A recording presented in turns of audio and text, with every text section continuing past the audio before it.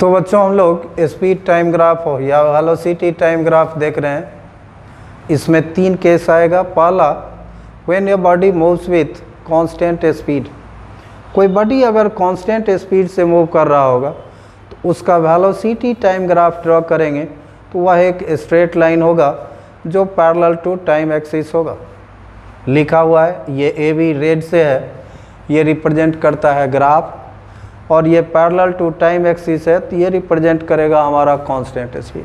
तो यहाँ पर हमको 2 बात याद रखने की ज़रूरत है कि बॉडी को एक कांस्टेंट स्पीड से चलेगा तो उसका वीटी ग्राफ एक स्ट्रेट लाइन होगा, जो straight line parallel to time axis होगा।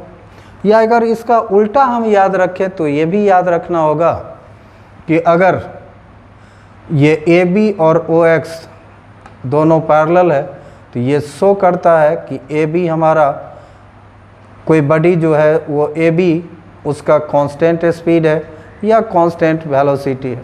तो दोनों बात लिखा हुआ है। कांस्टेंट स्पीड से चलेगा तो ग्राफ टाइम एक्सिस के पैरेलल होगा। दूसरा बात लिखा हुआ है कि ग्राफ अगर टाइम एक्सिस के पैरेलल हो का मतलब बॉडी शो करेगा कांस्टेंट स्पीड। फिर दूसरा बात देखते हैं हम, अगर हमको स्पीड और टाइम दे दे तो उस स्पीड और टाइम से हम डिस्टेंस निकाल सकते हैं। तो दूसरा इसी में मेंशन किया हुआ है कि ये वीटी ग्राफ है, जैसे ये वेलोसिटी टाइम ग्राफ है, अगर इसको हम परपेंडिकुलर गिराएं तो यह एक रेक्टेंगल बना और ये रेक्टेंगल हमारा रिप्रेजेंट करेगा डिस्टेंस कवर, क्योंकि तुम पढ़े हो स्पीड इनटू टाइम हमारा डिस्टेंस होता है। तो दूसरा में लिखा हुआ है the area between VT graph and time axis represents the distance covered by an object, और ये डिस्टेंस हम निकालेंगे तो यह एक रेक्टेंगल है जो कि लेंथ इनटू ब्रेथ होगा, यानी कि लेंथ हमारा ओ ए और ब्रेथ तुम्हारा ओ सी, और ये हमारा निकलेगा। दूसरा केस हम देखते कि when the initial of velocity of an object is 0। कोई बॉडी जब रेस्ट में हो और तब उसका वेलोसिटी टाइम ग्राफ होगा। रेस्ट से मान लो कि उसका स्पीड धीरे धीरे बढ़ रहा है तो ये वेलोसिटी टाइम ग्राफ में जब रेस्ट से चलेगा तो ये स्लोप आया, जो स्लोप हमको रिप्रेजेंट करेगा एक्सीलरेशन। लिखा हुआ है in VT graph the slope O B represents uniform acceleration. ये यूनिफॉर्म एक्सीलरेशन रिप्रेजेंट करेगा। और एक्सीलरेशन के लिए तुम फार्मूला पढ़े हो change in velocity by time. तो चेंज इन वेलोसिटी का मतलब v minus U by T. तो इस ग्राफ में ये फाइनल वेलोसिटी है बॉडी का ओ ए, तो हम ओ ए लिए, माइनस यू इनिशियल वेलोसिटी शुरू में ही देख रहे हो 0 था तो माइनस यू, तो ओ ए में से 0 घटाए ओ ए बट्टे ओ सी, तो ये ओ ए बट्टे ओ सी। अब हम क्या किए, ये हमारा ओ ए बराबर हो जाएगा बी सी के,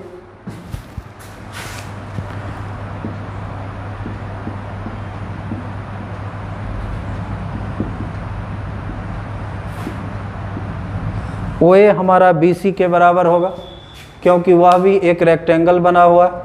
ओ ए बराबर बी सी, इस ओ ए को हटा के हम बी सी लिखे बाई ओ सी, और ये ओ सी, यानी कि याद रखेंगे हम कि कोई भी बॉडी इनिशियल वेलोसिटी अगर उसका 0 हो, यानी कि बॉडी रेस्ट से चलना शुरू करे, तो जो स्लोप आएगा वो एक्सीलरेशन होगा, और ये एक्सीलरेशन होगा और ये निकालने के लिए ये बी सी बाई ओ सी करेंगे जो इस बोर्ड पर तुमको दिखा हुआ है। फिर तुमको स्पीड और टाइम है, स्पीड और टाइम से तुम डिस्टेंस निकालते हो। तो इस ग्राफ में डिस्टेंस क्या होगा, तो जो ये शेडेड रीजन देखते हो यानी कि वो एरिया ऑफ ट्रायंगल हो जाएगा। तो in this graph distance is equal to area of triangle O B C, और एरिया ऑफ ट्रायंगल तुम लोग पढ़े हो 1/2 इंटू बेस इंटू हाइट। तो इसका ये बेस है ओ सी और हाइट है तुम्हारा ये बी सी, और हाइट है तुम्हारा ये बी सी। तो ये इसका एरिया का मतलब वो रिप्रेजेंट करेगा कि बॉडी कितना डिस्टेंस कवर किया। अब इसमें हम 2 बात देख रहे हैं। अभी हम पढ़े हैं कि वीटी ग्राफ कोई स्ट्रेट लाइन हो तो वो एक्सीलरेशन होगा, लेकिन वो स्ट्रेट लाइन अगर पॉइंटिंग अपवर्ड्स हो तो यूनिफॉर्म एक्सीलरेशन होगा, क्योंकि इसका वेलोसिटी धीरे धीरे बढ़ता जाएगा।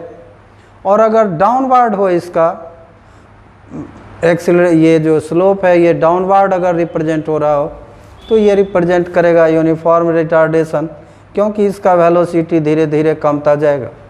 तो in VT graph straight line pointing upwards shows uniform acceleration, in VT graph straight line pointing downwards represents uniform retardation. तो ये हमारा था। एक्सीलरेशन का याद रखना ज़रूरी है, क्योंकि आगे जो हम लोग इक्वेशंस ऑफ मोशन का ग्राफिकल प्रूफ करेंगे उस समय हमको ज़रूरत पड़ेगी इसकी।